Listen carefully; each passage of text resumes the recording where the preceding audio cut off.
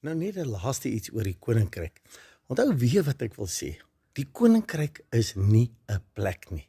Die koninkryk is 'n toestand, 'n emosionele, 'n geestelike toestand in ons lewe. En ons sit, ek het weer vir julle gesê, ons sit met die volheid van die Godheid, die bron van vrede, vreugde, sit ons binne ons. En dis hoekom, dis nie iets wat ek bereik nie. Dis iets wat ek kies. En dis iets waarin ek stap elke dag. Dis wat ek emosioneel beleef.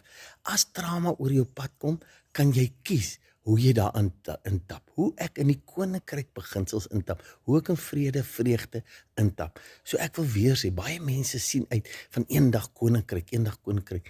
Weet jy, as jy opstaan in die oggend, is die koninkryk 'n keuse in jou, wat jou hele dag kan verander. Jy kies hoe jy reageer in alles. Jy kies hoe jy in daai vrede, liefde, vergenoegdheid en dankbaarheid stap. So jy's 'n koning